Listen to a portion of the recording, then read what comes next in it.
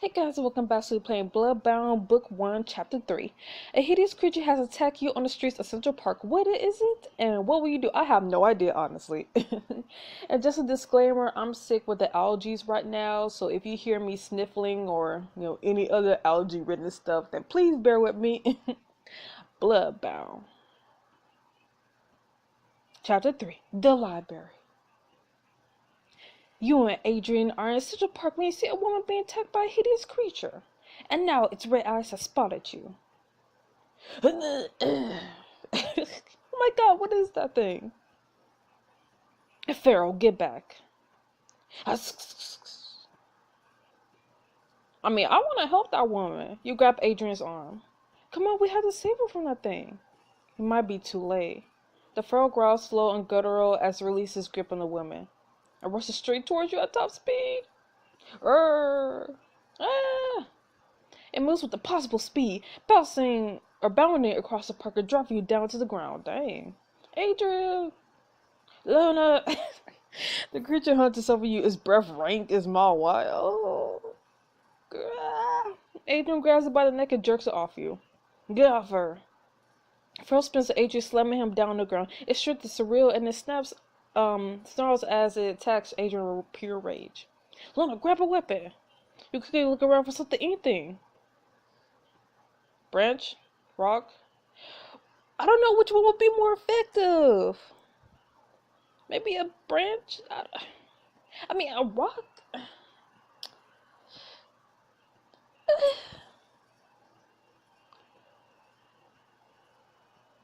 I really don't know which would be more effective.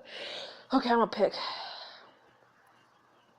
I'm gonna just go with the large branch. Here.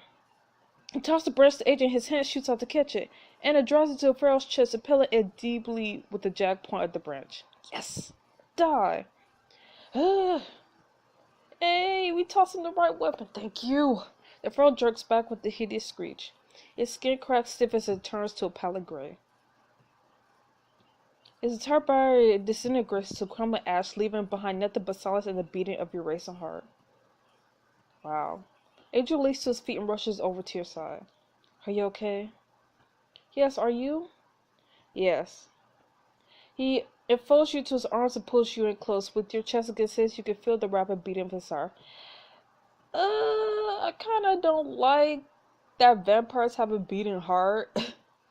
Not gonna lie, I do like how, with at least Twilight, they made their vampires, completely dead. Their skin is icy cold, their heart, isn't beating, so it's kind of weird. I get that every vampire story has its own interpretation of what a vampire is, but that's like the biggest thing I like about vampires is that they're, dead. Icy cold skin, no beating heart, so it's kind of weird that his heart is beating. God, you're okay, you're fine, you're alive. You feel yourself calming down one breath at a time. Thank you for what you did. Adrian nods and hurries over to the injured woman who's still lying on the park bench. He feels for her pulse. Is she dead? She's alive and breathing, just unconscious. She'll be okay. Okay, good. Hey, God, we should call 911. Somebody call 911. Yes. He makes no move to pull out his phone. Do you want me to call? It's probably best if it came from you. You dial 911 on your phone. Yes, we need paramedics in Central Park in the path near the band shell. This woman was attacked by... Adrian shakes his head. She was attacked, thank you. Yeah, she was just attacked. You hang up and turn to Adrian. So, what the hell was that? Are we safe? What was it? Adrian sighs. I know this is not what you signed up for. I suppose I owe you a bit more information. That was a pharaoh. Yeah, I got that, but what are they? Are they vampires? In a sense. What does that mean? The process of turning a person to a vampire is far with risk. If it goes wrong, they become a pharaoh instead. Really? I've honestly heard someone say before that another interpretation of like a quote-unquote pharaoh is that if they're without blood for too long, then they turn into those things, those scary monsters. So I honestly like that interpretation of a pharaoh, but PB writers are doing whatever they want. It's their story, so I'm going to roll with it. And you have no control over that? We have some, if the vampires welcome as part of a clan, they'll get a brand. That brand protects them from becoming feral. And if they're not part of a clan, then they're clanless and they could turn feral at any moment. Wow. Back up a sec. What's this about a brand? Adrian pulls up a sleeve and shows you elaborate insignia branded to his forearm. It's infused with the blood of my maker. It forges a personal connection that keeps my consciousness tethered to my body. It keeps me from becoming one of them. Ferals are as dangerous as they are pitiable. Mindless, soulless, driven only by desire to feed and kill. And they're not just dangerous to humans either. Their bodies are infectious to my kind as well. If that thing had gone me, you have turned into one too. And you already be dead. The attacks all over the city, the ones in the news. Adrian nods. Why are they happening now? Where are these ferals coming from? I don't know for certain. Turning new humans to vampires without the approval of the council is strictly forbidden by the pack. Clan leaders may only create a new vampire if it's replaced a vampire that has been killed, and only with the vote of the council. But someone has been betraying the pack, creating clanless vampires that turn feral, putting us all at risk. Who's doing this? Wow, do you know who? Are you sure you're okay? I'm gonna just be all like, he's fine. I have some suspicions, though I don't know for sure, but what I do know is, when you're dealing with clan leaders, you must be absolutely sure before making accusations. You come at the king, you best not miss.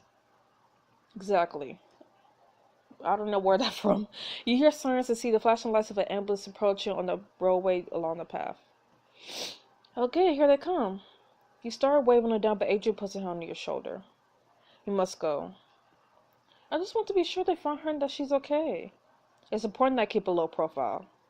But can I stay? I don't know. For business reasons or personal? Both. Besides, we need to get you to your debriefing. Great. The ambulance pulls over and the paramedics jump out. Adrian takes you by the arm and you both slip away into the darkness. He leads you to the other side of the park and towards the elegant facade of the Metropolitan Museum art. You gaze up at what are as impressive facade, the wide steps leading up to the arch entrances. This is my favorite museum, but it should be closed at this hour. Not to us. He leads you around to an unobtrusive side entrance with a numeric keypad. What we're doing, checking out the mummies at 3 a.m.? Ooh. Not exactly. Adrian hesitates near the keypad's button. Do you mind? He raised an eyebrow, waiting for you to look away before pushing the button. Oh, of course. I'm not going to sneak a peek. Apologies, it's a private entrance. You hear him pushing several buttons in the pattern. The door swings open with a metallic hiss, and you step aside into a part of the museum you've never seen. Together you stroll through the shelves, your eyes fascinated by the dusty books. Huh, what are these? What is this place? It's the Musea Sanguis. Which is what? The place where the true history of the world is kept. You run a corner to find a aristocratic gentleman in 18th century garb, eyeing you curiously. Luna, I'd like you to introduce to Scholar Jameson. He's the keeper of the library. The keeper of the Reaper. Oh, I love that song from Grim Adventures of Billy and Mandy. Thoroughly pleased to meet you, madam. He's the keeper of the Reaper. The keeper of the Reaper. Scholar Jameson is soft-spoken for me. He extends a hand to you. Shake, curtsy. Shake his hand. For a moment, Scholar Jameson looks a little confused by your hand eagerly shaking his.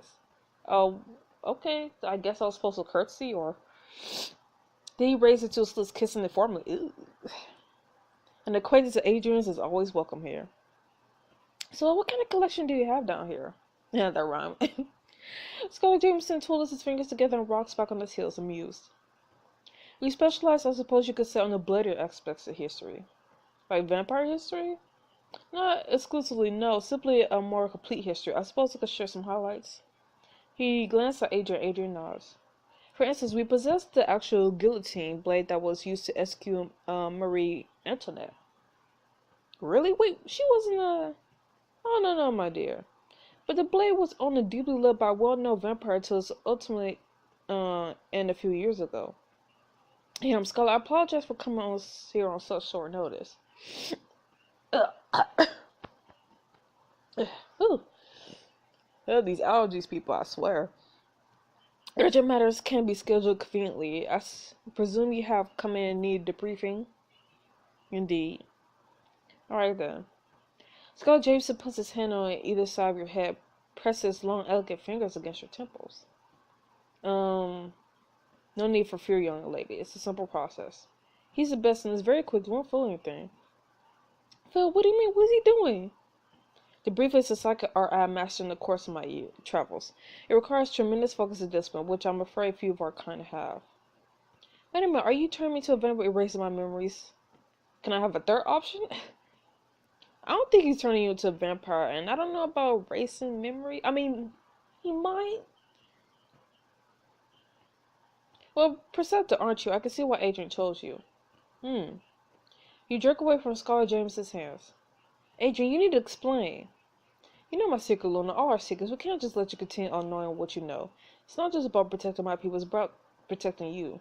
So this whole night, everything you shared me, you knew it was only temporary? Why did you even bother taking me with you? Mortality is only temporary. One day there will be nothing left for you but death and bone. But you will still have lived your life, and the act of living is what matters. I don't. It's not that simple. Believe me, Luna, my world is dangerous, terrifying. What you've been through tonight is just the tip of the iceberg. I'm offering you a chance to go back to the life you lived before, safe, secure, free. Do you consent? No! You think about it for a moment, everything that's happened since the job interview. No! I'm sorry. No, I won't do it. This night, the scary parts, the wild parts, everything has made me feel the most alive I think I've ever felt. Your world, your kind, I'm excited to be a part of it. I want to stay, and I want to be your assistant, your real assistant. Adrian raised her eyebrows skeptical. Aren't you afraid? No. I'm exhilarated, excited, maybe even nervous, but I'm not scared. I feel like my eyes are open to what's really happening in this city, in this world, and I want to learn more. I want to help you figure out what's happening with the pharaohs and do something to stop these attacks, to save more people like the woman we saved tonight. Adrian cocks his head to the side, taking you in. His eyes seem to see right through you. Okay. Really? Really, you can keep your knowledge. No one's ever chosen not to get debriefed before. Scarlett Jameson shakes his head regretfully. I fear this won't end well, old friend. We can always debrief her if she decides she wants to at a later date, but I believe it's worth giving her a chance. I won't let you down. Well, Scarlett Jameson, thank you for your help. I will see you soon. It was a pleasure, as always. We're leaving alright, but this place is amazing. I'm sure it's full of secrets just waiting to be discovered. Adrian glances at his watch and looks up at you with a smile. Get in a diamond soon. I could give you a quick tour before the sunrise, and I won't say enough to get to know you a bit better. Professionally, of course. I mean, I don't want to get with you either. I want Camila. It's been a really long night. I think I just want to go home and get some sleep. I understand you had a lot to take in. Let's put in a Molly. I'll walk you out. Adrian leads you to the back of the door, and you step onto the street. You and Adrian step out to the museum's side entrance to quiet streets, birds chirping, and occasional taxi speeding by. The sun is just about to peek over the city, and the sky glows with the breaking dawn. Breaking dawn. Dawn already. You fight back a yawn. I can't believe I was up all night, though I guess you're used to that. I am, and now I must go rest, recover, and consider tonight's events. Okay? Take care of yourself, Luna. Have a good weekend. Oh, alright. You see him glance at the horizon, wince at the light. Do you miss the sun on your skin? Wish you could stay? Ask that. I do. I miss the warmth that spreads through your body as you step into the bright incandescent sunbeam on a summer morning. I miss the golden late afternoon light that casts long shadows in front of you as you walk down a country lane. He takes a deep breath, strains himself up, and shakes his head. He puts a hand on your shoulder. Go get some rest. I'll see you at 8 p.m. on Monday.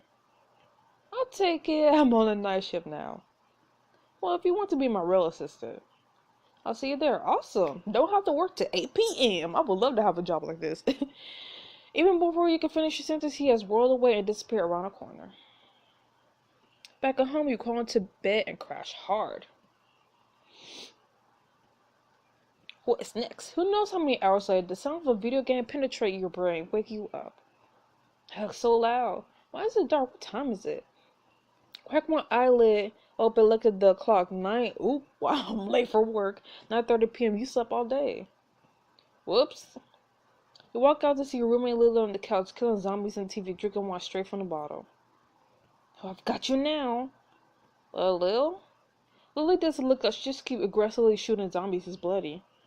Boom! Headshot! Hey, is there a reason you need to play with the volume all the way up? Lily sees you and pauses the game. She takes a swig of wine and offers it to you. She looks sad. Sorry, blowing out their heads in the surround sound makes me feel less unfathomably depressed somehow. Trouble in the Melanie front. There's no Melanie front, not anymore. She broke up with me to get back together with her stupid ex. I mean, that's her loss. And your game. You sit down on the couch to give Lily a hug. She bursts her hand into your shoulder and gives a little sniffle. Sorry, I'm such a mess. Don't be sorry, that really sucks. Yeah, killing zombies is a good distraction, but I feel like a dam about to explode any second. She sighs deeply. I know Melanie was kind of a jerk in the end, but I really liked her. She got me. It's not every day you meet someone who could appreciate a good Zutara reference. I know. God, look at me. Throwing myself a total pity part. I promise I'll be way less of a mopey mup tomorrow. It seems like a good chance to get to know Lily better and maybe get closer to her. Nope, I want Camilla. Yeah, that makes sense. Want to kill some zombies first? Lily grins and hands you the control. Hell yeah! All yours, so I recommend the shotgun. Sounds good to me. Wait, don't I have to go to work? Or at least call Adrian? The two of you laugh and kick. Oh, wait. I forgot it's not Monday. So I was about to say, like, wait, is it Monday yet? The two of you laugh and kick back, blowing away zombies together, but what neither of you notices is, uh-oh. Just across the street, on a fire escape. Burning in the darkness, a pair of glowing eyes. Is this Jax? He's a vampire. Well, that was eventful. So not much else has happened. Not much has happened other than learning what a feral is. Finding out that Lily's girlfriend broke up with her. And that's pretty much it. So, yeah, pretty much a filler. Filler. Anyways. So I'll see you guys in the next chapter of Bloodbound. Stay frosty. Bye-bye.